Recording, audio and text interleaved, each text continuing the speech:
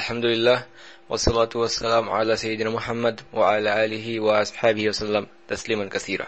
শুরু করছি সাইয়্যিদিনা সালেহ আলাইহিস সালাম এবং তার জাতি সামুদ জাতির ঘটনা। আল্লাহ সুবহানাহু ওয়া তাআলা কুরআনে বলছেন, ওয়ালাকাদ কাযযাবা আসহাবুল হিজরিল মুরসালিন, নিশ্চয়ই হিজরের বাসিন্দারা মুরসালিনদেরকে পয়গম্বরদেরকে মিথ্যা আরোপ করেছে। আল হিজর এই শব্দের শাব্দিক অর্থ হচ্ছে পাথুরে অঞ্চল। সাধারণভাবে এই অঞ্চলটি পরিচিত মাদায়েনে সালেহ বা সালেহ আলাইহিস সালামের শহর নামে। এই অঞ্চলটি একটি পাথুরে অঞ্চল এবং এর অবস্থান হচ্ছে মদিনা এবং তাবুকের মধ্যবর্তী। মদিনা শহর থেকে 400 কিলোমিটার উত্তর পশ্চিমে অবস্থিত মাদায়েনে সালেহ, যা কুরআনে আল হিজর নামে পরিচিত। আল্লাহ সুবহানাহু ওয়া তাআলা বলছেন, وآتيناهم آياتنا فكانوا عنها معرضين وكانوا ينحتون من الجبال بيوتا آمنين, আমি তাদেরকে নিজের নিদর্শনাবলী দিয়েছি, অতঃপর তারা এগুলো থেকে মুখ ফিরিয়ে নিয়েছে। আল্লাহ সুবহানাহু ওয়া তাআলা আরো বলছেন, ওয়াকানু ইয়ানহিতুনা মিনাল জিবালি বুয়ুতান আমিনিন, তারা পাহাড়ে নিশ্চিন্তে ঘর খোদাই করে বসবাস করত। সামুদ জাতি, সালেহ আলাইহিস সালামের জাতি, তারা পাথরের পর্বত খোদাই করে তার মধ্যে প্রকোষ্ঠ নির্মাণ করত। পাথরের পর্বত খোদাই করে সেখানে প্রকোষ্ঠ নির্মাণ করত, বাড়িঘর নির্মাণ করত। আল্লাহ সুবহানাহু ওয়া তাআলা বলছেন, বুয়ুতান আমিনিন। ইবনে আল জাওজি রাহিমাহুল্লাহ তার তাফসিরে এই আমিনিন শব্দের কয়েকটি অর্থ উল্লেখ করেছেন। তার মধ্যে একটি অর্থ হচ্ছে, প্রথমত তারা আল্লাহর আযাব থেকে নিজেদেরকে নিরাপদ মনে করত। তারা ভাবত আল্লাহর পাকড়াও থেকে তারা নিরাপদ হয়ে গেছে। দ্বিতীয় অর্থটি হচ্ছে, আমিনিন শব্দের তারা নিশ্চিন্ত ছিল এই দালানগুলো কখনোই ধ্বংস হবে না। যেহেতু তারা পাথরের গা খোদাই করে, পর্বতের গায়ে সংযুক্ত পাথর সেগুলো খোদাই করে সেখানে তারা প্রকোষ্ঠ নির্মাণ করেছে, ঘর নির্মাণ করেছে, তারা ভাবত এগুলোকে কিছুতেই ধ্বংস করা সম্ভব নয়। তারা তাদের এই দুনিয়াবি দালান করার কারণে নিজেদেরকে নিরাপদ মনে করত আল্লাহর আযাব থেকে। এ কারণেই আল্লাহ সুবহানাহু ওয়া তাআলা তাদেরকে বলছেন, আতুতরাকুনা ফীমা হাহুনা আমিনিন, এখানে যা আছে তাতে কি তোমাদেরকে নিরাপদে রেখে দেওয়া হবে? যখন আপনি পর্বতের গাত্র খোদাই করে সেখানে প্রকোষ্ঠ নির্মাণ করবেন, সেটাকে প্রাকৃতিকভাবে ধ্বংস করা খুব কঠিন। ভূমিকম্প সেটার কোনো ক্ষতি করতে পারে না, যেহেতু সেই প্রকোষ্ঠ পাহাড় কেটে তার মধ্যে নির্মাণ করা হয়েছে। দ্বিতীয়ত, ঘূর্ণিঝড়, হ্যারিকেন বা টর্নেডো এর কোনো ক্ষতি করতে পারে না, কেননা এই ঘর বাড়ি বা প্রকোষ্ঠগুলো সলিড পাথর কেটে পর্বতের গায়ে খোদাই করে তৈরি করা হয়েছে। এবং যেহেতু এটি একটি পাহাড়ি অঞ্চল, সমতল থেকে অনেক উঁচুতে, স্বাভাবিকভাবেই বন্যা এর কোনো ক্ষতি করতে পারে না। সুতরাং সামুদ জাতি তারা শতভাগ নিশ্চিত ছিল তাদের এই দালান কোঠাগুলো তাদেরকে নিরাপত্তা দান করবে। এ কারণে আল্লাহ সুবহানাহু ওয়া তাআলা তাদেরকে প্রশ্ন করছেন, তোমরা কি মনে করো যে তোমরা এখানে নিরাপদে থাকবে? আল্লাহ সুবহানাহু ওয়া তাআলার এই প্রশ্ন এবং সামুদ জাতির ঘটনা সেই সমস্ত ব্যক্তি বা জাতির জন্য শিক্ষণীয় যারা আল্লাহর আযাব থেকে নিজেদেরকে নিরাপদ মনে করে, যাদের অন্তর থেকে আল্লাহর আযাবের ভয়, আল্লাহর পাকড়াওয়ের ভয় চলে যায়। একজন মানুষ হিসেবে আমরা যতক্ষণ পর্যন্ত এই দুনিয়াতে অবস্থান করছি, কখনোই আমাদেরকে আল্লাহর আযাব থেকে নিজেদের নিরাপদ মনে করা উচিত নয়। সবসময় আমাদের অন্তরে আল্লাহর আযাবের ব্যাপারে ভয় থাকা উচিত। কেননা মানুষের প্রতি অধিকার, হক আদায়ের ক্ষেত্রে আমাদের সীমাবদ্ধতা রয়েছে। আল্লাহ সুবহানাহু ওয়া তাআলার প্রতি হক আদায়ের ক্ষেত্রে সেখানে আমাদের সীমাবদ্ধতা রয়েছে।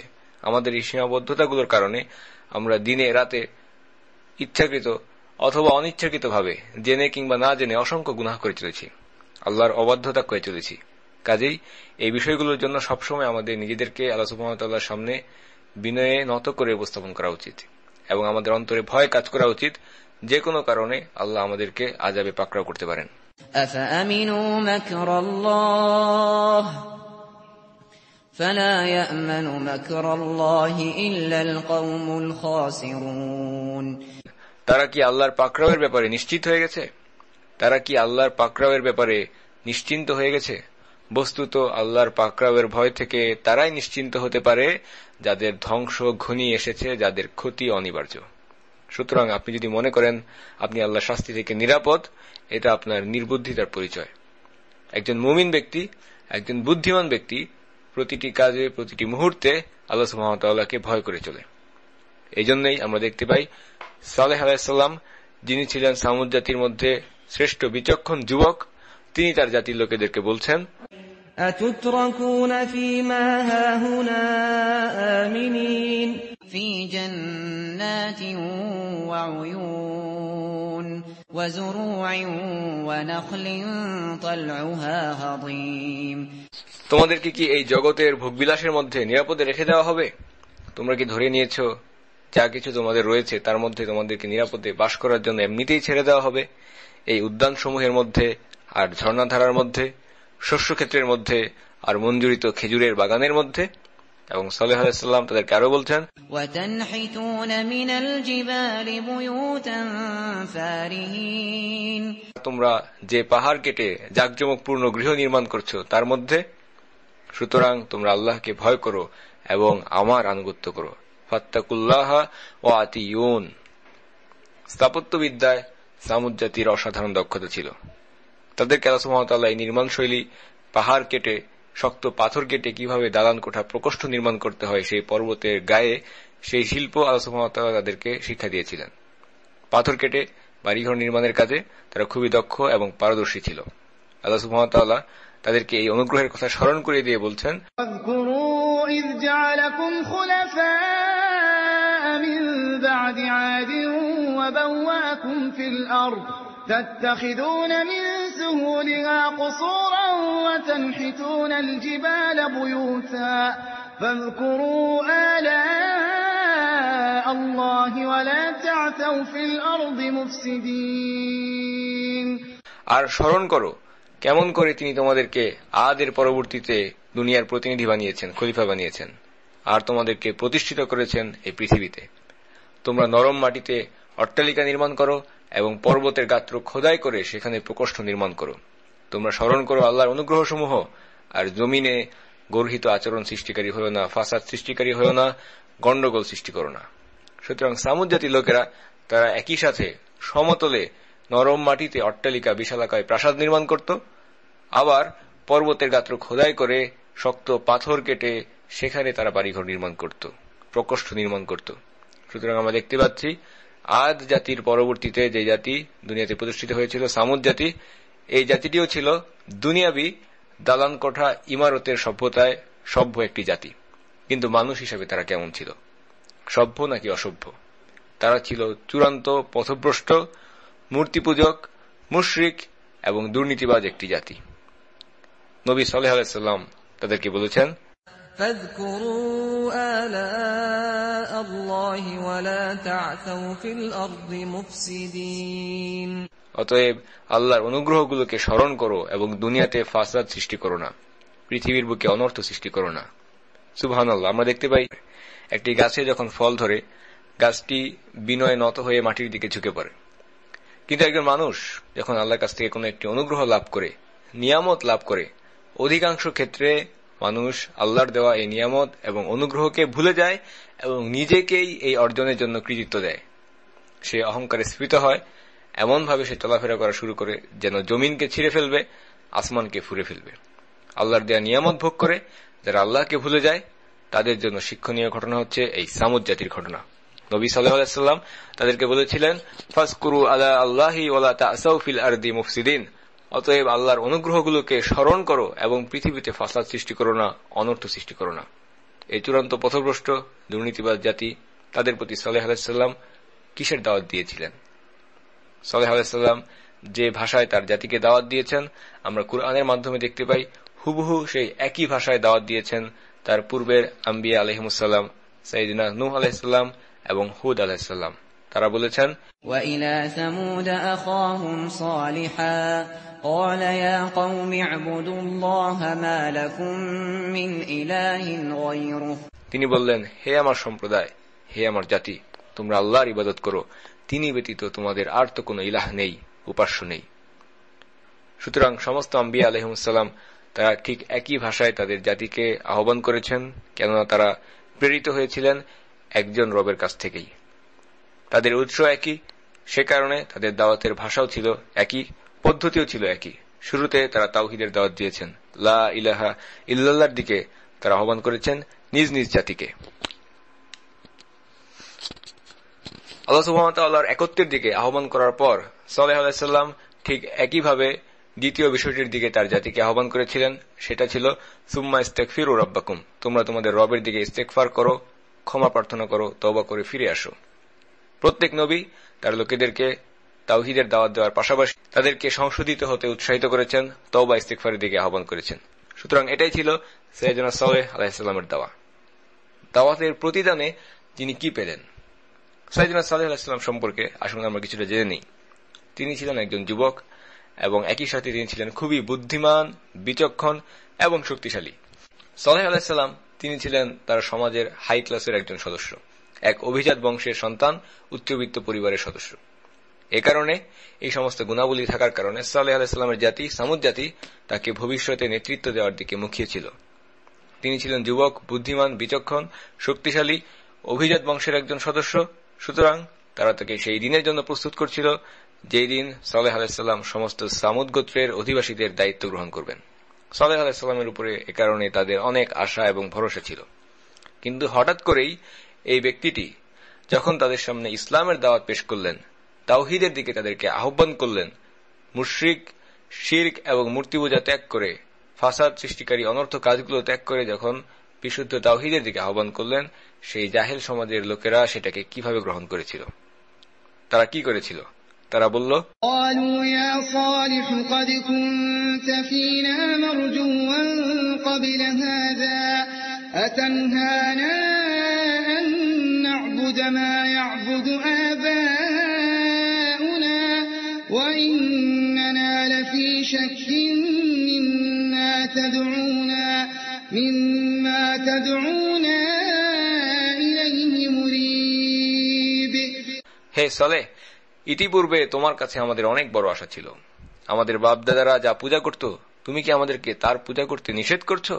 কিন্তু যার প্রতি তুমি আমাদেরকে আহ্বান জানাচ্ছ, আমাদের তাতে এমন সন্দেহ রয়েছে যে আমাদের মন মোটেই সায় দিচ্ছে না। সুবহানাল্লাহ। যখন একজন বিচক্ষণ ব্যক্তি, সালেহ আলাইহিস সালাম, বুদ্ধিমান এবং যাকে ভবিষ্যতে নেতৃত্ব দেওয়ার জন্য তার নিজের জাতিরাই তার দিকে মুখিয়েছিল এবং বলছে যে তোমার কাছে আমাদের ইতিপূর্বে অনেক বড় আশা ছিল। ইতিপূর্বে তারা সেই ব্যক্তির বিচক্ষণতায় আস্থা খুঁজে পেয়েছিল। সেই একই ব্যক্তি যখন তাদেরকে আহ্বান করছেন তাওহীদের দিকে, অন্ধভাবে বাপ দাদার অনুসরণ না করতে, বাপ দাদার দলিল দিয়ে সেই মূর্তিগুলোর পূজা না করতে, তখন তারা তাকলিদ করল, অন্ধভাবে তাদের বাপ দাদার ধর্মকেই আঁকড়ে ধরে থাকল। সত্য মিথ্যা যাচাই না করে অন্ধভাবে বাপ দাদার অনুসরণ করা, বাপ দাদার দলিল দিয়ে নিজেদের ভুলের উপর অটল থাকা, এটা হচ্ছে মানুষের একটা অন্তরের ব্যাধি। তাকলিদ করা, অন্ধ অনুকরণ করা। আমরা সবকিছুকে পরিবর্তন করতে রাজি, কিন্তু বাপ দাদার ভুলগুলোকে পরিবর্তন করতে রাজি নই। অন্ধভাবে সেই বিষয়গুলোকে আঁকড়ে ধরে থাকা। আমরা যদি আমাদের বর্তমান সময়ের পৃথিবীর দিকে তাকাই, আজ থেকে 100 বছর আগের পৃথিবী কিংবা 200 বছর আগের পৃথিবী, উন্নত জাতিগুলো, বর্তমান পৃথিবীর উন্নত জাতিগুলো যেমন জাপান কিংবা আমেরিকা, বর্তমানে তাদের অবস্থান কোথায় এবং আজ থেকে 100 কিংবা 200 বছর আগে তারা কোথায় ছিল? তাদের জীবনযাত্রা, চিন্তাভাবনা, পোশাক আশাক, চালচলন, সমস্ত কিছুতে ব্যাপক পরিবর্তন এসেছে। আর প্রতিটি কাজে বর্তমানে বিচার বুদ্ধি, বিশ্লেষণ, লজিক দিয়ে চিন্তা করে, যৌক্তিকতা চিন্তা করে। একজন গণিতের প্রফেসর, একজন পদার্থবিজ্ঞানের প্রফেসর, অর্থনীতির বিশেষজ্ঞ, প্রকৌশলী, সুদক্ষ কারিগর, মেডিসিনের বিশেষজ্ঞ, এই ধরনের ব্যক্তিরা তাদের সমাজে আজকে পরিপূর্ণ। তারা অনেক কিছু শিখেছে, অনেক কিছুতেই তাদের পরিবর্তন এসেছে। তাদের পূর্বপুরুষদের সাথে বর্তমানে জীবনযাত্রায় বহু কিছুতে রয়েছে ব্যাপক পার্থক্য। সব কিছুতেই তাদের পরিবর্তন এসেছে, শুধুমাত্র একটা জিনিস ছাড়া, সেটা হচ্ছে ধর্ম। সবকিছুই পরিবর্তন করেছে, কিন্তু তারা তাদের বাপ দাদার ধর্ম পরিবর্তন করেনি। যেমন ধরুন, তাদের সমাজে একজন শিক্ষিত ব্যক্তি, একজন গণিতে পিএইচডি করা কিংবা ফিজিক্সে পিএইচডি করা একজন ব্যক্তি, যিনি কিনা তাদের সমাজে দুনিয়ার সব থেকে আধুনিক গবেষণাগারে কাজ করছেন, সকাল 8টা থেকে বিকাল 5টা পর্যন্ত। এই সময়ে তিনি চিন্তা করছেন যৌক্তিকতা নিয়ে, লজিক নিয়ে, বাস্তবতা নিয়ে। এই ব্যক্তিটি সারাদিন যিনি যুক্তি, বুদ্ধি, গবেষণা নিয়ে কাজ করলেন, সবকিছুকে বিশ্লেষণ করে সিদ্ধান্ত গ্রহণ করতে যাচ্ছেন, তিনি যখন তার বাড়িতে ফিরে আসলেন সন্ধ্যায়, এই একই ব্যক্তি একটি মূর্তির সামনে মাথা নত করতে কোনো সমস্যা অনুভব করছেন না, একটি মূর্তিকে সিজদা করতে দ্বিতীয়বার ভাবছেন না, কিংবা গরু, বানর, সাপ, এই বিষয়গুলোর পূজা করতে তার কাছে কোনো অসুবিধা মনে হচ্ছে না। যেই ব্যক্তিটি প্রতিটি কাজে যুক্তিবুদ্ধি এবং বিচার বিশ্লেষণ নিয়ে চিন্তা করছেন, তার সমস্ত চিন্তা ভাবনা করার ক্ষমতা হারিয়ে যায় যখন তার সামনে চলে আসে ধর্ম। শয়তান যেন এই সমস্ত ব্যক্তিদেরকে বলে, পরিবর্তনের কোনো দরকার নেই, দিন বদলের কোনো দরকার নেই, তোমার এই ভুল ধর্মের উপরেই তুমি অটল থাকো, কেননা এটাই তো তোমার হাজার বছরের ঐতিহ্য আর সংস্কৃতি। আল্লাহ সুবহানাহু ওয়া তাআলা এই কারণেই বলছেন, بل قالوا إنا وجدنا آباءنا على أمة وإنا على آثارهم مهتدون। বরং তারা বলে, আমরা আমাদের পূর্বপুরুষদেরকে পেয়েছি, আমাদের বাপ-দাদাদেরকে পেয়েছি এই পথের পথিক, এবং আমরা তাদেরই পদাঙ্ক অনুসরণ করে পথপ্রাপ্ত। আমরা আমাদের পূর্বপুরুষদেরকে পেয়েছি এই পথের পথিক, এবং আমরা তাদেরই পদাঙ্ক অনুসরণ করি মাত্র। অথচ দুনিয়াবি অন্যান্য যে কোনো বিষয়ে, চিন্তাভাবনা, লাইফস্টাইল, জীবনযাত্রা, এই সমস্ত কোনো বিষয়ে তারা তাদের বাপ-দাদাদেরকে অনুসরণ করে না। তখন তারা তাদের পূর্বপুরুষদের লোকেদেরকে, তাদের চিন্তাভাবনাকে বলে এগুলো হচ্ছে ব্যাকডেটেড চিন্তাভাবনা। কিন্তু যখন ধর্মের বিষয় চলে আসে তখন তারা এই বিষয় নিয়ে কোনো সমস্যা অনুভব করে না। গরুর পূজা, বুদ্ধের পূজা, ক্রুশের পূজা, এই সমস্ত বিষয়গুলো তাদের অন্তরে কোনো ভাবনাই সৃষ্টি করে না। একইভাবে আমরা দেখতে পাই সালেহ আলাইহিস সালামের জাতির লোকেরা সালেহ আলাইহিস সালামকে খুব ভালোভাবে চিনত এবং জানত, তার গুণাবলী সম্পর্কে তারা জানত, তার দিকে নেতৃত্ব দেওয়ার জন্য তারা মুখিয়ে ছিল। তারা বলেছেও কুরআনের ভাষায়, হে সালেহ, ইতিপূর্বে তোমার কাছে আমাদের অনেক বড় আশা ছিল, কিন্তু যখন তিনি ইসলামের দিকে তাদেরকে আহ্বান করলেন তখন তারা বলল, আমরা আমাদের মন পরিবর্তন করে ফেলেছি, তোমার ব্যাপারে আমরা এখন সন্দেহ করছি। আমরা তোমাকে আগে বিশ্বাস করতাম, কিন্তু যখন তুমি মুসলিম হয়েছ তখন তোমার বিষয়গুলো আমাদের কাছে সন্দেহপূর্ণ মনে হচ্ছে। সুতরাং তারা তাওহীদের দাওয়াতকে বিভিন্নভাবে অস্বীকার করতে লাগলো, এবং পূর্বের নবীদের মতো সালেহ আলাইহিস সালামকেও তারা বিভিন্ন রকম অপবাদ দেওয়া শুরু করলো। তারা বলল, قالوا إنما أنت من المسحرين ما أنت إلا بشر مثلنا فأت بآية إن كنت من الصادقين। তুমি তো নিঃসন্দেহে জাদুগ্রস্তদেরই একজন, তুমি তো আমাদের মতোই একজন মানুষ ছাড়া আর কিছু নাও, সুতরাং তুমি যদি সত্যবাদী হয়ে থাকো তাহলে কোনো একটা নিদর্শন হাজির করো। সালেহ আলাইহিস সালামকে তারা বলল তাদের জন্য একটি প্রমাণ, নিদর্শন হাজির করতে হবে। সালেহ আলাইহিস সালাম বললেন, কি ধরনের নিদর্শন তোমরা চাও? সুতরাং সামুদ জাতি একমাত্র জাতি যাদেরকে আমরা দেখতে পাই সুযোগ দেওয়া হয়েছিল, তারা যে ধরনের নিদর্শন দেখার ইচ্ছা পোষণ করবে সালেহ আলাইহিস সালাম সেটাই আল্লাহ সুবহানাহু ওয়া তাআলার কাছে চাইবেন, যেন সেই নিদর্শনই তাদের সামনে হাজির করা হয়। অর্থাৎ মুজিজা বাছাই করার একটি সুযোগ সালেহ আলাইহিস সালামের জাতি সামুদ জাতিকে দেওয়া হয়েছিল, যেটা অন্য কোন জাতিকে এর আগে দেওয়া হয়নি। সালেহ আলাইহিস সালামের জাতি সামুদ জাতি তারা পাহাড় কেটে, পাথর কেটে বিভিন্ন ধরনের প্রাসাদ, প্রকোষ্ঠ, দালান ইত্যাদি নির্মাণ করত। সুতরাং তারা সালেহ আলাইহিস সালামকে বলল, তুমি কি ওই পাথরটি দেখতে পাচ্ছ? আমরা চাই তুমি সেই পাথর কেটে সেখান থেকে একটি জীবন্ত উট বের করে নিয়ে আসবে। আমরা চাই তুমি সেই পাথর থেকে একটি জীবন্ত উট বের করে নিয়ে আসবে। কঠিন পাথর থেকে একটা জীবন্ত উটের জন্ম দাও, যদি তুমি সত্যিই আল্লাহর প্রেরিত নবী হয়ে থাকো, যদি তুমি সত্যবাদী হয়ে থাকো। সালেহ আলাইহিস সালাম আল্লাহ সুবহানাহু ওয়া তাআলার নিকট দোয়া করলেন তারা যে বিষয়টি দেখার আবদার করেছে সেটা পূরণ করার জন্য। আল্লাহ সুবহানাহু ওয়া তাআলা তার দোয়া কবুল করলেন এবং মুজিজা সম্পন্ন হল। আল্লাহ সুবহানাহু ওয়া তাআলা তিনি হচ্ছেন জীবন মৃত্যুর মালিক। আল্লাহ সুবহানাহু ওয়া তাআলা যে কোনো বস্তুতে রূহ সঞ্চার করে তাকে জীবিত করতে পারেন। আমরা জানি সাইয়েদনা মুসা আলাইহিস সালামের সেই ঘটনাটি, যেখানে মুসা আলাইহিস সালামের হাতে একটি লাঠি ছিল, একটি লাঠি একটি জড়বস্তু। কিন্তু আল্লাহ সুবহানাহু ওয়া তাআলা যখন সেই লাঠিতে প্রাণ ফুঁকে দিলেন, মুহূর্তের মধ্যে সেই লাঠিটি হয়ে গেল একটি ভয়ঙ্কর দর্শন, বিরাট আকৃতির জীবন্ত সাপ। আল্লাহ সুবহানাহু ওয়া তাআলার জন্য এই বিষয়ে কোনো পার্থক্য নেই যে তিনি একটি মৃত বস্তুতে জীবন ফুঁকে দিবেন নাকি একটি জীবিত কোষের মধ্যে জীবন ফুঁকে দিবেন। আল্লাহ সুবহানাহু ওয়া তাআলার কাছে উভয়টাই খুবই সহজ। আল্লাহ সুবহানাহু ওয়া তাআলা তিনি হচ্ছেন জীবন মৃত্যুর মালিক, তিনি হচ্ছেন জীবনদাতা। আমাদের কাছে মানুষ হিসেবে এটা মনে হতে পারে একটি জীবিত কোষ থেকে প্রাণ সৃষ্টি হবে, এটাই স্বাভাবিক। কিভাবে একটি মৃত বস্তু, একটি পাথর, একটি লাঠি, তার মধ্যে আল্লাহ সুবহানাহু ওয়া তাআলা জীবন দান করতে পারেন? আল্লাহ সুবহানাহু ওয়া তাআলার জন্য এটা খুবই সহজ একটি বিষয়। আল্লাহ সুবহানাহু ওয়া তাআলা শুধু বলবেন কুন ফায়াকুন, হয়ে যাও, এবং এটা হয়ে যাবে। সামুদ জাতির লোকেরা তাকিয়েছিল সেই পাথরের দিকে। পাথরটিতে কম্পন সৃষ্টি হল এবং মুহূর্তের মধ্যে সেই পাথর ফেটে সেখান থেকে একটি বিশাল আকৃতির উটনী বের হয়ে আসলো। বিশাল আকৃতির উটনী, সাধারণ উটের থেকে বড় আকৃতির। সাইয়েদনা সালেহ আলাইহিস সালাম তাদেরকে তাদের মুজিজা সম্পন্ন করে দেখালেন এবং স্মরণ করিয়ে দিলেন, এটাই ছিল তোমাদের সাথে আমার চুক্তি। এই হচ্ছে সেই উটনী যা তোমরা চেয়েছিলে। তোমাদের জন্য একটি শর্ত আছে, সেটা হচ্ছে তোমাদের কুয়োর পানি থেকে তোমরা একদিন খাবে, পরবর্তী দিন এই কুয়োর পানি বরাদ্দ রাখতে হবে উটনীর জন্য। খবরদার, তোমরা এটাকে স্পর্শও করতে পারবে না, ক্ষতি করতে পারবে না, আর যদি তোমরা করো তাহলে ভয়ঙ্কর আযাব তোমাদেরকে গ্রাস করবে। যদি তোমরা পান করতে চাও তাহলে এই উটনীর কাছ থেকে দুধ পান করতে পারো, তাতে কোনো সমস্যা নেই, কিন্তু যেই দিন এই উটনীর পানি পান করার পালা সেই দিন তোমরা কুয়ো থেকে পানি সংগ্রহ করতে পারবে না। قال هذه ناقة لها شرب ولكم شرب يوم معلوم ولا تمسوها بسوء فيأخذكم عذاب يوم عظيم। সালেহ আলাইহিস সালাম বললেন, এই উটনী এর জন্য আছে পানি পানের পালা এবং তোমাদের জন্য রয়েছে পানি পানের পালা নির্দিষ্ট এক এক দিনের। তোমরা একে কোনো কষ্ট দিও না, তাহলে মহা দিবসের আযাব তোমাদেরকে পাকড়াও করবে।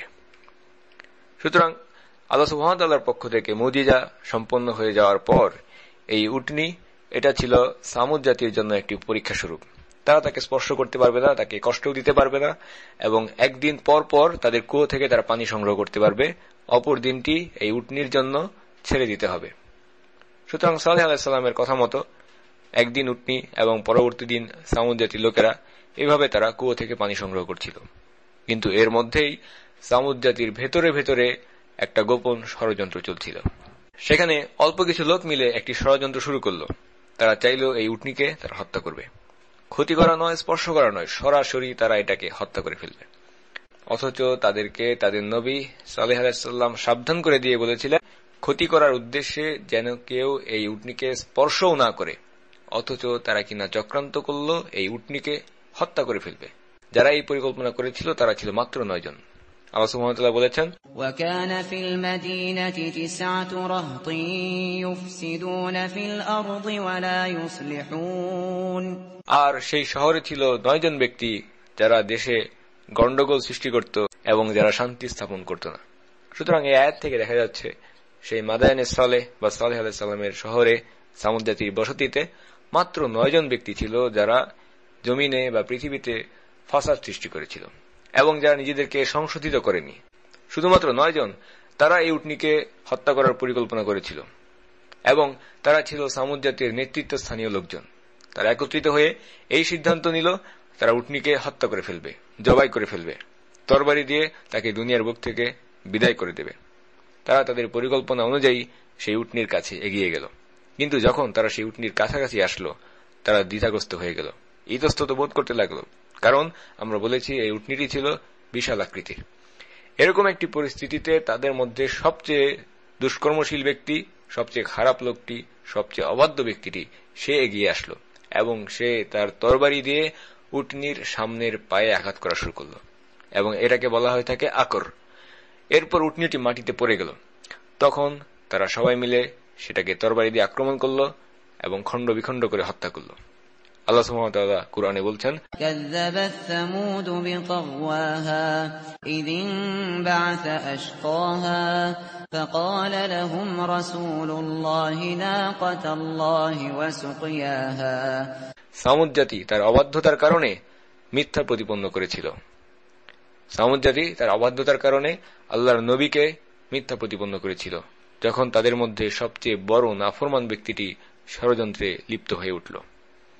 এই 9 জনের মধ্যে শুধুমাত্র একজনই সাহস করেছিল উটনীকে আঘাত করার জন্য, এবং যখন উটনীটি মাটিতে পড়ে গিয়েছিল তারা একে টুকরো টুকরো করে তরবারি দিয়ে হত্যা করেছিল।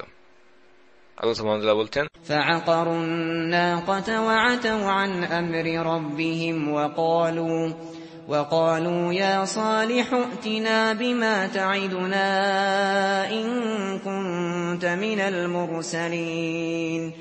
অতঃপর তারা উষ্ট্রীটিকে হত্যা করল এবং স্বীয় রবের আদেশকে অমান্য করল তারা বলল, হে সালেহ, নিয়ে আসো সেই বিষয় যা দিয়ে তুমি আমাদেরকে ভয় দেখাতে, ইন কুনতা মিনাল মুরসালিন, যদি তুমি সত্যি রাসূল হয়ে থাকো। সুতরাং আমরা দেখতে পাচ্ছি এই অবাধ্য সামুদ জাতি তারা উটনীটিকে হত্যা করেই ক্ষান্ত হয়নি, বরং দম্ভ ভরে তারা আল্লাহ সুবহানাহু ওয়া তাআলার আদেশকে অমান্য করেছে এবং অধ্যত্বের সুরে অহংকারের সাথে সালেহ আলাইহিস সালামকে চ্যালেঞ্জ জানিয়ে বলছে, হে সালেহ, তুমি যদি সত্যি আল্লাহর নবী হয়ে থাকো তাহলে যে অমঙ্গলের ভয় আমাদেরকে দেখিয়েছিলে সেটা নিয়ে আসো দেখি। উটনী, তোমার যে উটনী সেটা এখন মরে পড়ে আছে, যদি পারো আমাদের উপর আযাব নিয়ে আসো যার হুমকি তুমি আমাদেরকে দিয়েছিলে। আমরা তোমাকে চ্যালেঞ্জ করছি, সাহস থাকলে কিছু করে দেখাও।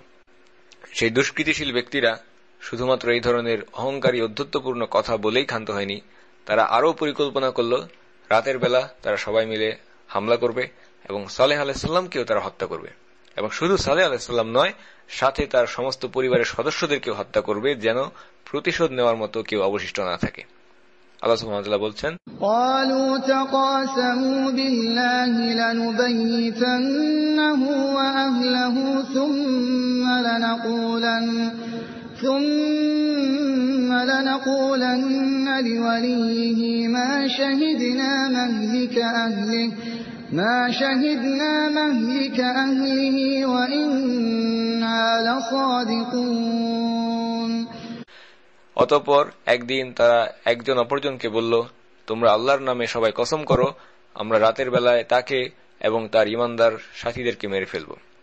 অতঃপর তদন্ত এলে আমরা তার উত্তরাধিকারীদেরকে বলব, তার পরিবার পরিজনদেরকে হত্যা করার সময় আমরা তো সেখানে উপস্থিতই ছিলাম না, আর অবশ্যই আমরা সত্য কথা বলছি।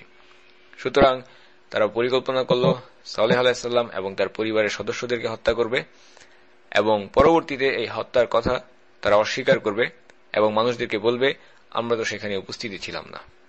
সালেহ আলাইহিস সালাম এই ঘটনার পর, উটনীটিকে হত্যা করার পর, সামুদ জাতির বসতি থেকে তিনি বের হয়ে আসলেন এবং তার জাতিকে চূড়ান্তভাবে সতর্ক করে দিয়ে বললেন, فعقروها فقال تمتعوا في داركم 3 أيام ذلك وعد غير مكذوب।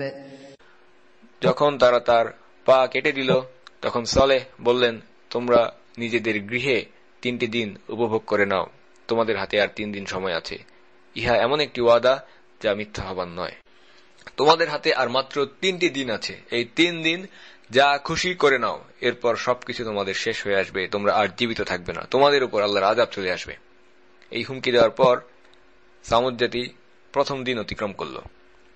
এই হুমকি চূড়ান্ত সতর্কবার্তা লাভ করার পর সামুদ জাতি প্রথম দিন অতিক্রম করল, কিন্তু কিছুই আসলো না। দ্বিতীয় দিন চলে গেল, এরপরও তাদের উপর কোনো আযাব আসলো না। তৃতীয় দিন চলে গেল, সন্ধ্যা ঘনিয়ে আসলো, এরপরও তাদের উপর কোনো আযাবের পূর্বাভাস কিছু দেখা গেল না। তৃতীয় দিন রাতের বেলা তারা একজন অপরজনের সাথে উপহাস করতে, তামাশা করতে শুরু করল এবং বলল, দেখো সে কত বড় মিথ্যুক, সে 3 দিনের ওয়াদা দিয়েছিল, 3 দিন শেষ হয়ে গেছে, অথচ আযাবের কোনো লক্ষণই আমরা দেখতে পাচ্ছি না। রাতের বেলা সামুদ জাতির লোকেরা বিদ্রুপ করে, তামাশা করে এরপর ঘুমাতে গেল নিরাপদে। আমিনিন। পরবর্তী দিন ভোরবেলা আল্লাহ সুবহানাহু ওয়া তাআলা বলছেন, فَأَخَذَتْهُمُ الصَّيْحَةُ مُصْبِحِينَ। অতঃপর সূর্যোদয়ের সাথে সাথে এক ভয়ঙ্কর শব্দ, এক ভয়ঙ্কর আওয়াজ এসে তাদের উপর আঘাত হানল। আল্লাহ সুবহানাহু ওয়া তাআলা তাদের নিকট এক ভয়ানক মারাত্মক শব্দকে প্রেরণ করেছিলেন। ঠিক চতুর্থ দিন সকালবেলা, একেবারে ডেডলাইন বরাবর, তারা নিশ্চিন্ত মনে ঘুমাতে গিয়েছিল। আমিনিন। শক্ত কঠিন পাথর কেটে পর্বতের গায়ে ছিল তাদের প্রকোষ্ঠ নির্মাণ করা, সেখানে ছিল তাদের ঘরগুলো, যা আপাত দৃষ্টিতে কোনোভাবেই ধ্বংস হওয়ার নয়। বাতাস, ঘূর্ণিঝড়, টর্নেডো, হ্যারিকেন সেগুলোর কোনো ক্ষতি করতে পারে না। ভূমিকম্প সেই পর্বতের কোনো ক্ষতি করতে পারে না। ভয়ঙ্কর বৃষ্টিপাত কিংবা বন্যা এগুলো কোনো ক্ষতি করতে পারবে না, কেননা সেটা হচ্ছে একটি পাহাড়ি অঞ্চল। সামুদ জাতি সব দিক থেকে নিজেদেরকে নিরাপদ মনে করছিল। সামুদ জাতি সব দিক থেকে নিজেদেরকে নিরাপদ মনে করছিল। তারা ভেবেছিল তারা একান্ত নিরাপদ, আল্লাহ সুবহানাহু ওয়া তাআলার পাকড়াও থেকে তারা নিরাপদ হয়ে গেছে। অথচ আল্লাহ সুবহানাহু ওয়া তাআলা তাদেরকে ধ্বংস করেছেন এক প্রচন্ড মারাত্মক শব্দ দিয়ে। এমন এক জোরালো শব্দ, ভয়ঙ্কর শব্দতরঙ্গ আল্লাহ সুবহানাহু ওয়া তাআলা তাদের উপর প্রেরণ করেছেন, যা ছিল প্রচন্ড ভীতিকর এবং এতটাই জোরালো যে তাদের পায়ের নিচের মাটিকে আল্লাহ সুবহানাহু ওয়া তাআলা কাঁপিয়ে দিয়েছিলেন। এই আধুনিক জ্ঞান বিজ্ঞানের যুগে এসে বর্তমানে মানুষ জানতে পেরেছে এই শব্দ তরঙ্গ, সাউন্ড ওয়েভের শক্তি সম্পর্কে, যার কারণে এখন এটাকে অস্ত্র হিসেবে ব্যবহার করার জন্য গবেষণা চলছে। যদি মারাত্মক শক্তিশালী কোন শব্দ তরঙ্গ আপনার উপর আঘাত করে, এই শব্দ তরঙ্গের কারণে হৃৎপিণ্ডে রক্তক্ষরণে অথবা রক্ত জমাট বেঁধে আপনি মৃত্যুবরণ করতে পারেন। সামুদ জাতিকে এই মারাত্মক ভয়ঙ্কর শব্দের মাধ্যমে আল্লাহ সুবহানাহু ওয়া তাআলা তাদেরকে ধ্বংস করে দিয়েছিলেন। যে বিষয়ের কারণে তারা নিজেদেরকে নিরাপদ মনে করেছিল, সেই দালান, কোঠা এবং প্রাসাদগুলোকে আল্লাহ সুবহানাহু ওয়া তাআলা সেভাবেই এখনো পর্যন্ত টিকিয়ে রেখেছেন, যেন এখনো তারা সেখানে বসবাস করছে, অথচ তারা কেউ আজ সেখানে অবশিষ্ট নেই। যে বিষয়গুলোকে তারা ধরে নিয়েছিল তাদেরকে নিরাপত্তা প্রদান করবে, সেই বিষয়গুলোকে অবিকৃত রেখে আল্লাহ সুবহানাহু ওয়া তাআলা তাদেরকে দুনিয়ার বুক থেকে বিদায় করে দিয়েছেন। 3 দিন শেষ হওয়ার পর চতুর্থ দিন ভোরবেলা এই মারাত্মক ভয়ঙ্কর শব্দ তাদের নিকট চলে আসে এবং তাদের ভেতরে এমন প্রকম্পন সৃষ্টি করে, তাদের অন্তর কাঁপতে থাকে এবং তারা মরে নিচে পড়ে যায়। আল্লাহ সুবহানাহু ওয়া তাআলা বলছেন, وَأَخَذَ الَّذِينَ ظَلَمُوا الصَّيْحَةُ فَأَصْبَحُوا فِي دِيَارِهِمْ جَاثِمِينَ كَأَن لَّمْ يَغْنَوْا فِيهَا أَلَا إِنَّ ثَمُودَ كَفَرُوا رَبَّهُمْ أَلَا بُعْدًا لِثَمُودَ। আর ভয়ঙ্কর গর্জন পাপিষ্ঠদেরকে পাকড়াও করল, ফলে ভোর হতে না হতেই তারা নিজ নিজ গৃহসমূহে উপুর হয়ে পড়ে রইল, যেন তারা কোনোদিনই সেখানে বসবাস করত না। আযাবের ফলে তাদের অবস্থা মুহূর্তের মধ্যে এমনভাবে পরিবর্তন হয়ে গিয়েছিল যেন কোনোদিন তারা সেখানে বসবাস করেননি, যেন কোনোদিন তারা সেখানে বসবাসই করেনি। যে জনপদটি ছিল সামুদ জাতির পদচারণায় মুখর, সেই জনপদটি হয়ে গেল মুহূর্তের মধ্যে একটি মৃত্যু উপত্যকা, নীরব নিথর জনশূন্য এক বসতি। আল্লাহ সুবহানাহু ওয়া তাআলা বলছেন, জেনে রাখো, নিশ্চয়ই সামুদ জাতি তাদের পালনকর্তার প্রতি অস্বীকার করেছিল, কুফরি করেছিল। জেনে রাখো, সামুদ জাতির জন্য রয়েছে আল্লাহর অভিশাপ। وَمَكَرُوا مَكْرًا وَمَكَرْنَا مَكْرًا وَهُمْ لَا يَشْعُرُونَ। আল্লাহ সুবহানাহু ওয়া তাআলা বলছেন, যখন তারা চক্রান্ত করছিল, আমিও কৌশল করছিলাম, অথচ তারা বিন্দুমাত্র বুঝতে পারেনি। যখন তারা সালেহ আলাইহিস সালামকে হত্যা করার জন্য চক্রান্ত করছিল, আল্লাহ সুবহানাহু ওয়া তাআলা সালেহ আলাইহিস সালামকে রক্ষা করার জন্য কৌশল অবলম্বন করছিলেন, চক্রান্ত করছিলেন, অথচ এই বিষয়ে তারা বিন্দুমাত্রও জানত না। যখন কোনো গোপনে চক্রান্ত করা হয়, সামুদ জাতির লোকেরা তাদের মধ্যে সবচেয়ে দুষ্কর্মশীল 9 জন ব্যক্তি মিলে তারা গোপনে যে ষড়যন্ত্র করেছিল, সেই ষড়যন্ত্র যতই গোপন হোক না কেন, আল্লাহ সুবহানাহু ওয়া তাআলা প্রতিটি বিষয় দেখেন এবং প্রতিটি বিষয় সম্পর্কে তিনি অবগত, তিনি সবকিছু শোনেন এবং সবকিছু জানেন। বিপরীতে আল্লাহ সুবহানাহু ওয়া তাআলা তাদেরকে ধ্বংস করে দেওয়ার জন্য যে পরিকল্পনা করছিলেন, তারা তা সম্পর্কে বিন্দুমাত্র ধারণাও করতে পারেনি। তারা পরিকল্পনা করছিল, আল্লাহ সুবহানাহু ওয়া তাআলা তিনিও পরিকল্পনা করেছিলেন, কিন্তু তাদের পরিকল্পনা ছিল প্রকাশ্য, আর আল্লাহ সুবহানাহু ওয়া তাআলার পরিকল্পনা ছিল গোপন, যেটা একমাত্র আল্লাহ ছাড়া আর কেউ জানেন না। আল্লাহ সুবহানাহু ওয়া তাআলা এই কারণে কুরআনে বলছেন, فانظر كيف كان عاقبة مكرهم أنا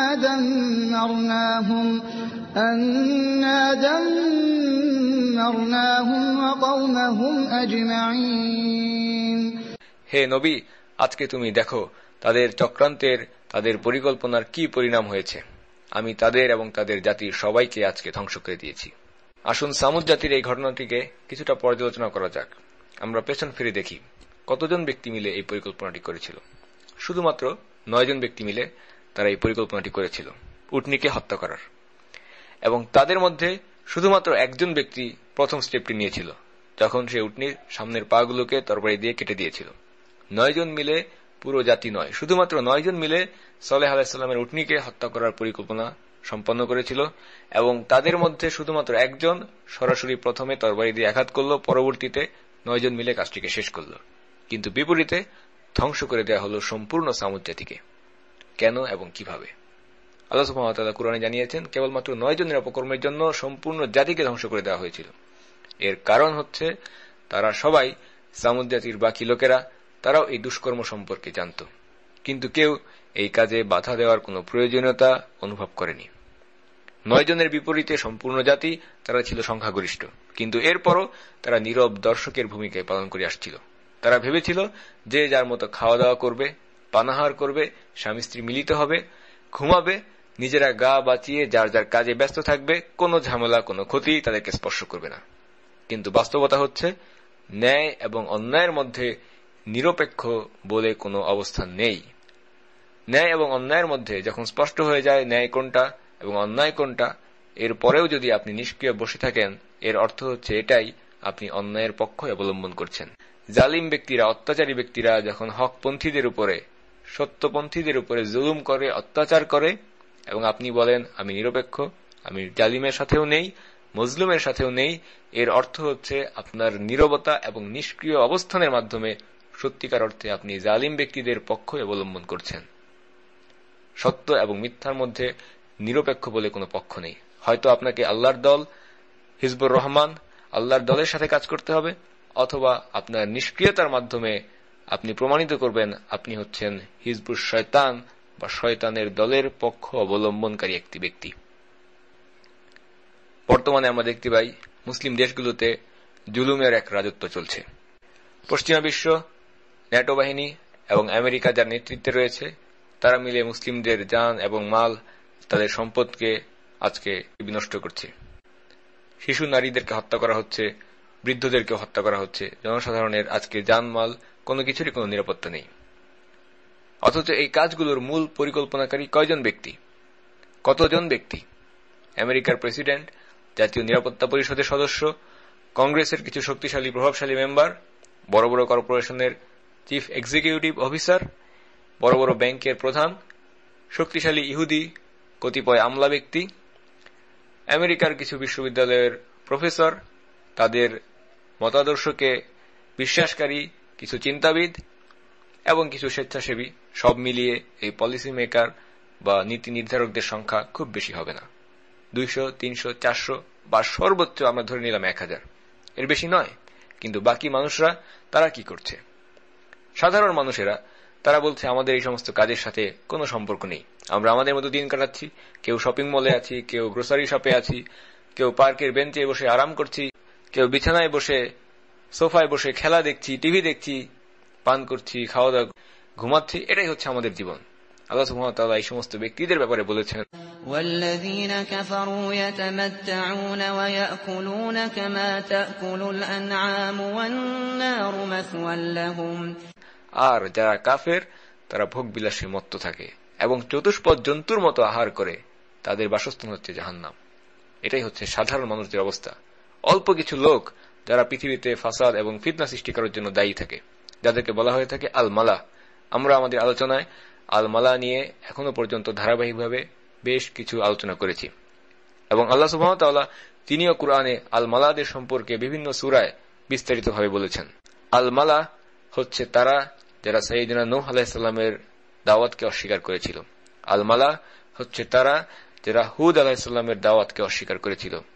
এবং আমরা দেখতে পাই একইভাবে সাইয়েদনা সালেহ আলাইহিস সালামের দাওয়াতকে যারা অস্বীকার করেছে তারাও ছিল আল মালা। আল মালা হচ্ছে গোত্রপ্রধান এবং নেতৃত্বস্থানীয় ব্যক্তিরা, সমাজের নেতা এবং সর্দার গোছের ব্যক্তিরা। সাধারণ মানুষেরা তারা এই বিষয়গুলো নিয়ে খুব একটা মাথা ঘামায় না।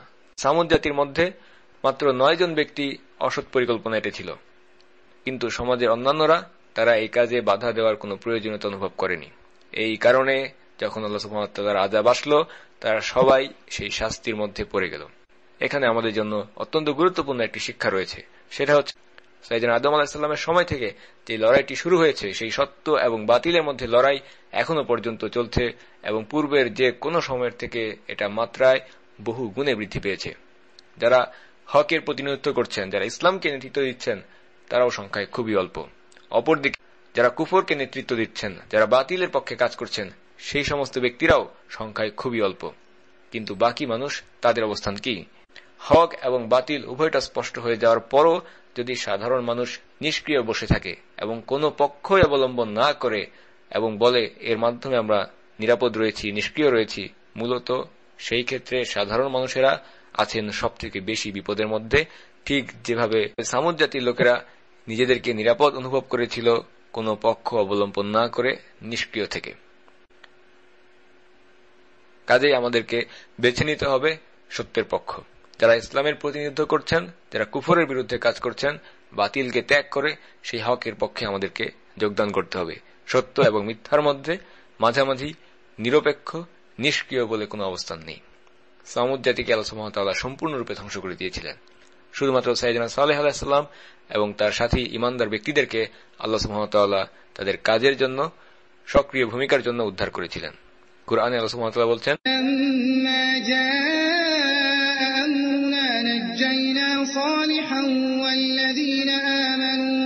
والذين آمنوا معه برحمة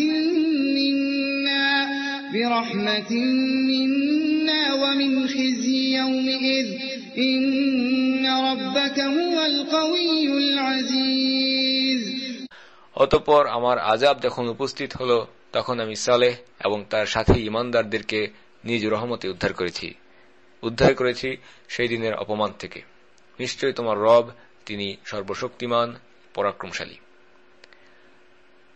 আল্লাহ সুবহানাহু ওয়া তাআলার আযাবে ধ্বংসপ্রাপ্ত হয়েছে এই ধরনের 6টি জাতির কথা আমরা কুরআনের মাধ্যমে জানতে পারি। সেই জাতিগুলোর মধ্যে সামুদ জাতির ধ্বংস হওয়ার ঘটনা আলোচনা করার মাধ্যমে 3টি জাতির আলোচনা আমরা সম্পন্ন করেছি, কওমে নূহ, আদ এবং তৃতীয় আজকে জানলাম সামুদ জাতির ঘটনা। ইনশাআল্লাহ সামনে আমরা জানব কওমে শুআয়ব, কওমে লূত এবং ফেরাউনের বাহিনীর ধ্বংসপ্রাপ্ত হওয়ার ঘটনা।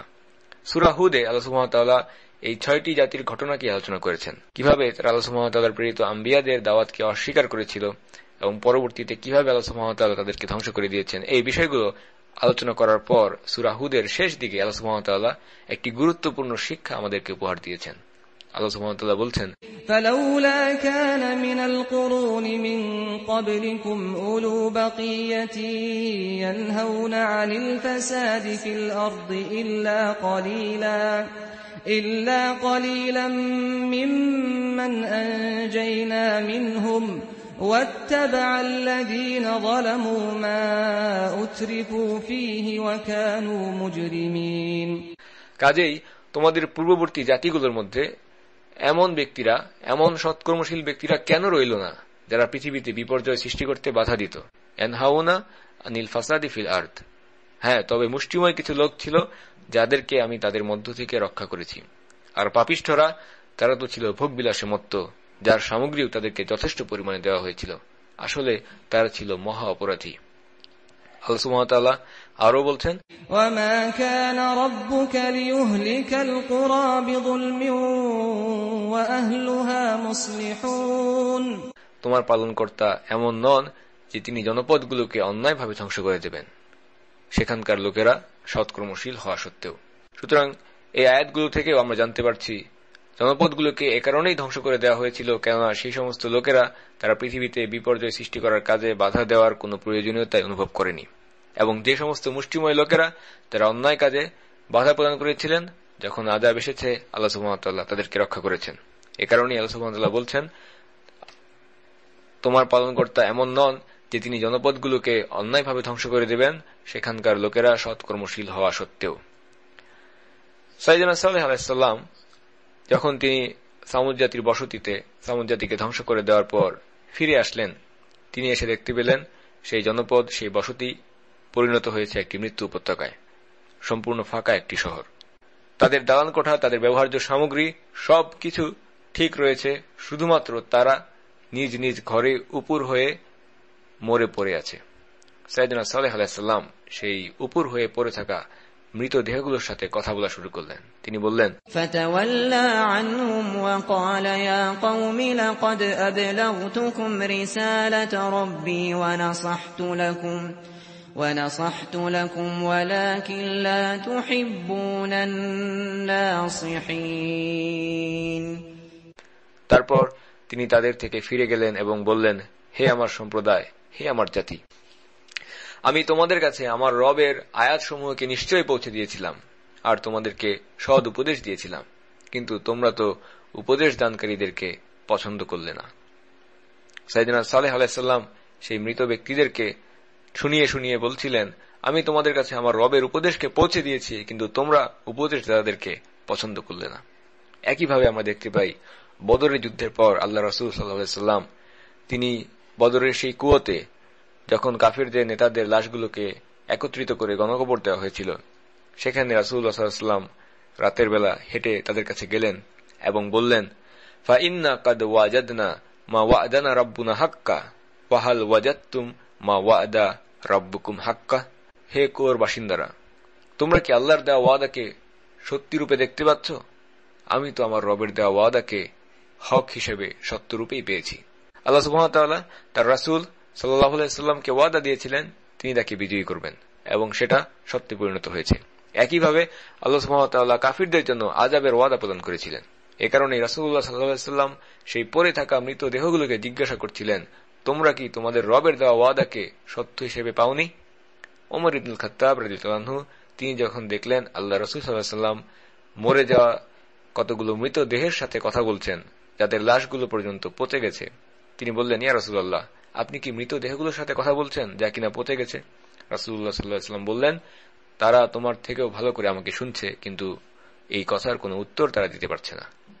এই হাদিসের ব্যাখ্যায় কাতাদা তিনি বলেছেন, আল্লাহ তার রাসূল সাল্লাল্লাহু আলাইহি ওয়াসাল্লামের কথা শুনিয়ে কাফিরদেরকে আরও অপমানিত, দুঃখ কষ্ট প্রদান করার জন্য এবং লাঞ্ছিত অবস্থায় নিয়ে যাওয়ার জন্য সাময়িকভাবে তাদের দেহে প্রাণ সঞ্চার করেছিলেন।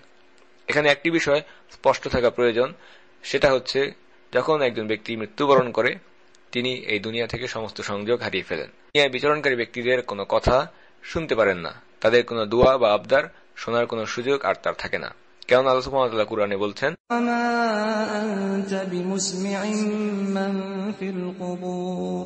আপনি কবরে শায়িত মৃতদেরকে শোনাতে সক্ষম নন। এবং আল্লাহ সুবহানাহু ওয়া তাআলা আরো বলছেন, ইন্নাকা লা তুসমিউল মাউতা ওয়া লা তুসমিউস সুম্মাদ দুআ ইযা ওয়াল্লাউ মুদবিরিন। আপনি শোনাতে পারবেন না মৃত ব্যক্তিদেরকে। সুতরাং এই বিষয়টি অত্যন্ত স্পষ্ট, মৃত ব্যক্তিরা জীবিত ব্যক্তিদের কোনো কথা, তাদের কোনো আবদার, দাবি বা দোয়া শোনার কোনো সুযোগ নেই।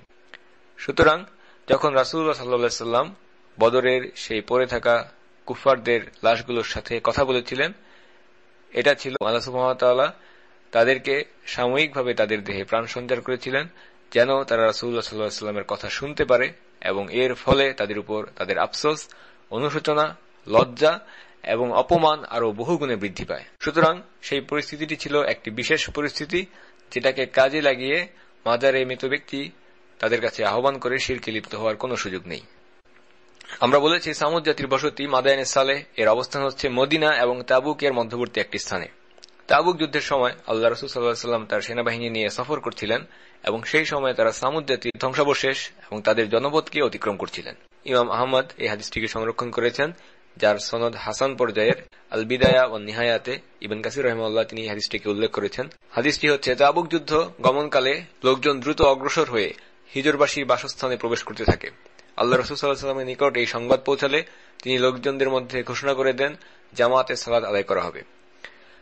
আমর রাদিয়াল্লাহু তাআলা আনহু তিনি বলেন, এই সময় আমি রাসূলুল্লাহ সাল্লাল্লাহু আলাইহি ওয়াসাল্লামের নিকট উপস্থিত হই। তিনি তখন নিজের বাহন থামাচ্ছিলেন এবং বলছিলেন, তোমরা কেন ওই সমস্ত লোকের বাসস্থানে প্রবেশ করছো যাদের উপর আল্লাহ আযাব নাজিল করেছেন, গজব নাজিল করেছেন? এ কথায় একজন ব্যক্তি আশ্চর্য হয়ে বলল, ইয়া রাসূলুল্লাহ, আমরা তো এই সমস্ত নির্মাণকে আশ্চর্যজনক বস্তু হিসেবে এগুলোকে দেখছি। রাসূলুল্লাহ সাল্লাল্লাহু আলাইহি ওয়াসাল্লাম তাদেরকে বললেন, আমি কি এর থেকেও বেশি আশ্চর্যের কথা তোমাদেরকে বলবো? আর তা হচ্ছে এই যে তোমাদের মধ্যেই একজন ব্যক্তি তোমাদেরকে সব ঘটনা বলে দেয় যা তোমাদের পূর্বে অতীত হয়ে গেছে, এবং সেই সমস্ত ঘটনার কথাও বলে দেয় যা ভবিষ্যতে সংঘটিত হবে। অতএব তোমরা হকের উপর অটল থাকো, অবিচল থাকো, না হলে আল্লাহ তোমাদেরকে শাস্তি দিতেও বিন্দুমাত্র পরোয়া করবেন না। সুতরাং এই হাদিসটি থেকে স্পষ্ট হয়ে গেল, আল্লাহ রাসূল সাল্লাল্লাহু আলাইহি ওয়াসাল্লাম কখনোই সাহাবীদেরকে উৎসাহিত করেননি এই সমস্ত আযাবে, গজবে ধ্বংসপ্রাপ্ত স্থানগুলোকে পরিদর্শন করার জন্য, যদি না একমাত্র উদ্দেশ্য হয় সেখানে গিয়ে আল্লাহর ভয়কে জাগ্রত করা এবং আল্লাহর আযাবের ভয়ে ভীত হওয়া, ক্রন্দন করা। এই স্থানগুলো আযাবে, গজবে ধ্বংসপ্রাপ্ত এই স্থানগুলো, এগুলো ভয়ের স্থান, অভিশপ্ত স্থান, এগুলো আনন্দ, ফুর্তি, পিকনিক করার স্থান নয়। অথচ আজকে আমরা যখন সামুদ জাতির ধ্বংসাবশেষ অথবা ফিরাউনের ধ্বংসাবশেষ কিংবা রোমান, গ্রিক সাম্রাজ্য, সিন্ধু সভ্যতার ধ্বংসাবশেষ দেখতে যাই, আমরা সেগুলোকে দেখে আনন্দে আটখানা হই, সেগুলোর ছবি তুলি এবং সেখানে সেই জায়গাগুলোকে ভ্রমণ করা, পরিদর্শন করা পিকনিকের একটি স্থান আমরা বানিয়ে ফেলেছি। আমরা তাদের অতীতের ধ্বংসপ্রাপ্ত জাতিগুলোর সভ্যতা, বস্তুগত উন্নতি, এগুলো দেখে মুগ্ধ, বিস্ময়ে, অবাক চোখে তাদের দিকে তাকিয়ে থাকি। অথচ আল্লাহ রাসূল সাল্লাল্লাহু আলাইহি ওয়াসাল্লাম মাদায়েনে সালেহ হিজর অতিক্রমকালে সাহাবীদেরকে কি বলেছিলেন? তিনি সেই বাসস্থান সম্পর্কে বলেছেন এগুলোকে দর্শনীয় স্থান হিসেবে উপভোগ করার জন্য সফর করো না।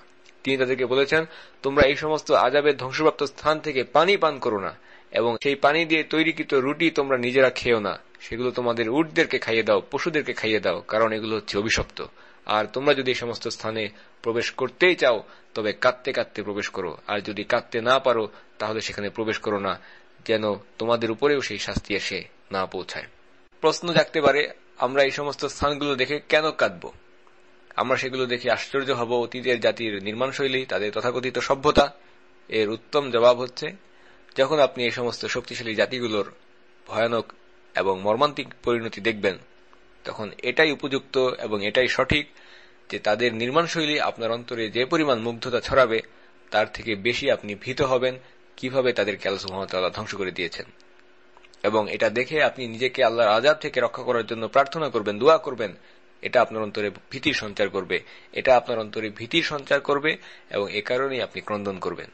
আর যদি এমনটা হয় যে তাদের বস্তুগত দালান কোঠার ধ্বংসাবশেষ, তাদের তথাকথিত সভ্যতা দেখে আপনি মুগ্ধ হয়ে যান, বিমোহিত হয়ে যান, এবং তারা যে ফাসাদ সৃষ্টি করেছিল, অন্যায় করেছিল, শিরক করেছিল, মানুষদেরকে হত্যা করেছিল সেটা, এবং তার পরবর্তীতে আল্লাহ কিভাবে তাদেরকে ধ্বংস করে দিলেন, সেই বিষয়টা যদি আপনার উপরে প্রাধান্য বিস্তার না করে, আপনার মধ্যে অনুভূতি সৃষ্টি না করে, শুধু দালান কোঠাগুলো দেখে আপনার মধ্যে মুগ্ধতা সৃষ্টি হল, বিমোহিত হয়ে গেলেন, এর অর্থ আপনি আল্লাহ সুবহানাহু ওয়া তাআলার আযাবকে ভয় পাচ্ছেন না, বরং তাদের দালান কোঠা এবং নির্মাণ শৈলী দেখে মুগ্ধ হয়ে যাচ্ছেন।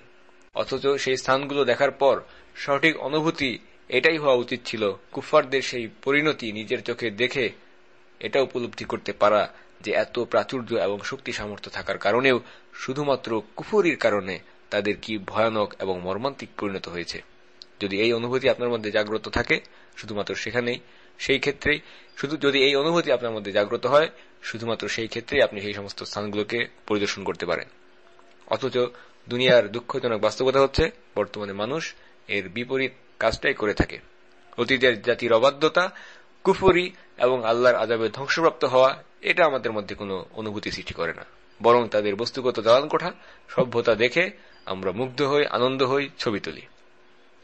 এমনকি বর্তমানে আমরা দেখতে পাই মাদায়েনে সালেহ যে অঞ্চলটি, আল হিজর, ইউনেস্কো সেই স্থানটিকে ওয়ার্ল্ড হেরিটেজ সাইট ঘোষণা করেছে এবং একটি টুরিস্ট স্পট বানানোর পরিকল্পনা করেছে। অথচ এই স্থানগুলো হচ্ছে অভিশপ্ত স্থান। আমাদের দেশেও অতীতের কুফফারদের ধ্বংসপ্রাপ্ত স্থানগুলো ভ্রমণের সময় এই মূলনীতিটি আমাদের স্মরণ রাখা উচিত। বর্তমানে পশ্চিমা বিশ্ব মুসলিমদের বিরুদ্ধে, ইসলামের বিরুদ্ধে একটি যুদ্ধে লিপ্ত, এবং তারা সুনির্দিষ্ট কিছু কর্ম পরিকল্পনা প্রদান করেছে কিভাবে ইসলামকে দমন করতে হবে। র্যান্ড ইনস্টিটিউট, যারা আমেরিকান সরকারের সাথে স্বেচ্ছাসেবক হিসেবে কাজ করে যা, তারা প্রস্তাবনা দিয়েছে সরকারের কাছে ইসলামকে দমন করার জন্য। তারা বলেছে সংশ্লিষ্ট দেশের শিক্ষা সিলেবাস এবং প্রচার মাধ্যমে তাদের ইসলাম পূর্ব জাহিলি সভ্যতা, ইসলাম পূর্ব জাহিলি সংস্কৃতির প্রচার প্রসারের মাধ্যমে সেগুলোর চর্চাকে উৎসাহিত করা।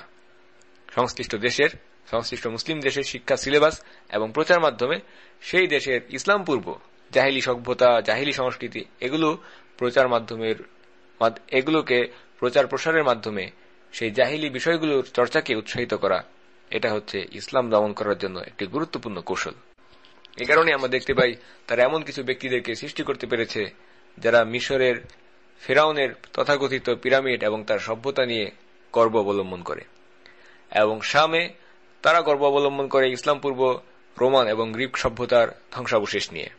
ইসলামিক মাগরেব বা আফ্রিকায় তারা এমন কিছু মুসলিম নামধারী ব্যক্তিদেরকে সৃষ্টি করতে সক্ষম হয়েছে যারা ইসলাম পূর্ব বর্বর আফ্রিকানদের তথাকথিত সভ্যতা এবং সংস্কৃতি নিয়ে গর্ব অবলম্বন করে। আরবে তারা ইসলাম পূর্ব গোত্রপ্রথা, আসাবিয়া, জাতীয়তাবাদ ইত্যাদি নিয়ে গর্ব অবলম্বন করে। এভাবে আমাদের দেশেও অতীতের হিন্দুদের প্রাসাদ কিংবা মূর্তি খুঁড়ে পেলে সেগুলো নিয়ে কিছু ব্যক্তিরা গর্ব অবলম্বন করে, অথচ এগুলো হচ্ছে আল্লাহর আযাবে ধ্বংসপ্রাপ্ত। পত্রিকার পাতায়, প্রথম পাতায় খবর আসে মাটি খুঁড়ে অমুক যুগের মূর্তি পাওয়া গেছে, অথচ আফসোসের বিষয় এদেশের অনেক মানুষ জানে না কিভাবে এদেশে ইসলাম এসেছিল, অতীতের বিধর্মীরা কিভাবে অন্যায় আর জুলুমকে কায়েম করে রেখেছিল। আল্লাহ সুবহানাহু ওয়া তাআলা কুরআনের মাধ্যমে আমাদের নিকট হক এবং বাতিলকে স্পষ্টভাবে উপস্থাপন করেছেন। সেই ফিরাউনের মাধ্যমে আল্লাহ সুবহানাহু ওয়া তাআলা আমাদের নিকট উপস্থাপন করেছেন বাতিল বা অশুভ শক্তির প্রতীককে। অপরদিকে মূসা আলাইহিস সালামের মাধ্যমে আল্লাহ সুবহানাহু ওয়া তাআলা আমাদের নিকট উপস্থাপন করেছেন হক এবং সত্যের প্রতীককে। মূসা আলাইহিস সালাম এবং ফিরআউনের মধ্যে যে যুদ্ধ, সেটাও ছিল সত্য এবং মিথ্যার চিরন্তন সেই যুদ্ধ, যা চলবে কিয়ামত পর্যন্ত। ন্যায়ের সাথে অন্যায়ের যুদ্ধ, সত্যের সাথে মিথ্যার যুদ্ধ। অথচ এরপরও যদি আমরা সেই জাহিলি যুগের সভ্যতা সংস্কৃতি তাদের পক্ষ অবলম্বন করি, সেগুলোর জন্য গর্ব অবলম্বন করি, তাহলে আমাদের জন্য অপেক্ষা করছে সামুদ জাতির মতো ভয়ানক কোন পরিণতি। ধ্বংসপ্রাপ্ত জাতির সভ্যতার ব্যাপারে আমাদের সেই রীতি অবলম্বন করা উচিত যেটা আমাদেরকে আল্লাহ রাসূল সাল্লাল্লাহু আলাইহি ওয়াসাল্লাম শিখিয়েছেন। সেটা হচ্ছে তাদেরকে মুগ্ধতা নয়, করুণার চোখে দেখা। আল্লাহ সুবহানাহু ওয়া তাআলা এই ধ্বংসাবশেষগুলোকে আমাদের সামনে শুধুমাত্র এই উদ্দেশ্যেই টিকিয়ে রেখেছেন যেন আমরা সতর্ক হতে পারি। এগুলো হচ্ছে এক একটি বাস্তব নিদর্শন, বাস্তব নমুনা, যেটা আমাদের সামনে থাকবে।